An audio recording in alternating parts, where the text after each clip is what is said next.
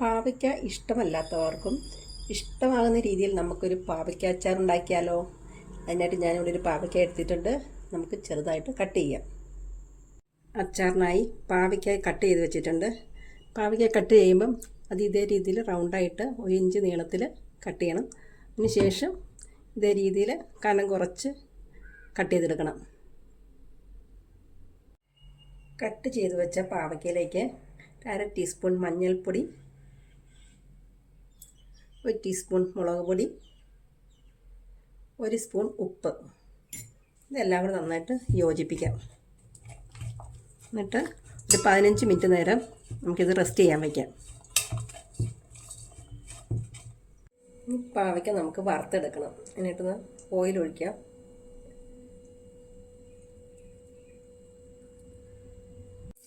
എണ്ണ ചൂടായി നമുക്കതിലേക്ക് എന്നിട്ട് പാവയ്ക്കയിലേക്ക് കൊടുക്കാം.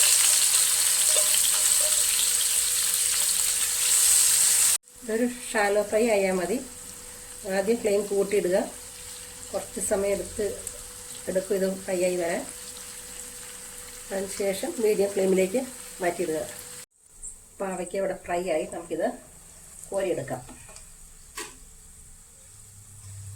അച്ചാർ ഉണ്ടാക്കാനായിട്ട് ഞാനിവിടെ ചട്ടി വെച്ചിട്ട് ഓയിൽ ഒഴിച്ചിട്ടുണ്ട്. ഇതിലേക്ക് നമുക്ക് 1/2 ടീസ്പൂൺ കടുക്, 1/4 ടീസ്പൂൺ ഉലുവ, വെളുത്തുള്ളി നീളത്തിൽ ചെറുതായി അരിഞ്ഞത് കുറച്ച് അധികം എടുത്തിട്ടുണ്ട്. ഇടുന്ന കുറച്ച് നല്ലതാണ്.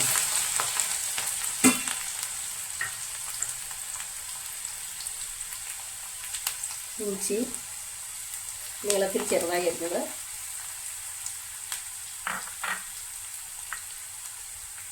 പച്ചമുളക് വട്ടത്തിലരിഞ്ഞത്,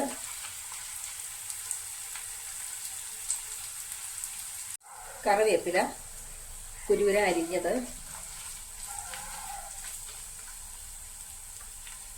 ഉള്ളിയൊക്കെ നന്നായി മൂത്തു. നമുക്ക് ലോ ഫ്ലെയിമിലേക്ക് ഇട്ടിട്ട് പൊടികൾ ചേർക്കാം. 1/4 ടീസ്പൂൺ മഞ്ഞൾപ്പൊടി, 1 ടീസ്പൂൺ മുളക് പൊടി, 1 ടീസ്പൂൺ കാശ്മീരി മുളക് പൊടി,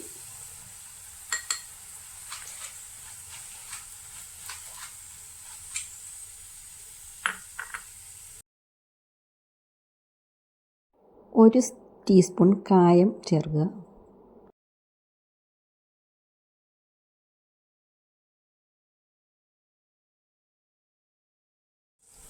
അര ടീസ്പൂൺ ഉപ്പ്. അപ്പോൾ നമ്മൾ നേരത്തെ ചേർത്താണ്, അതുകൊണ്ട് കുറച്ച് മതിയാവും.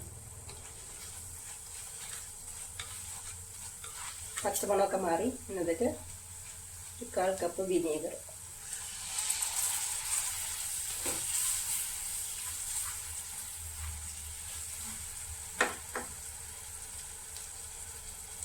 ഫ്രൈ ചെയ്ത് വെച്ച പാവയ്ക്ക ചേർത്ത് കൊടുക്കാം.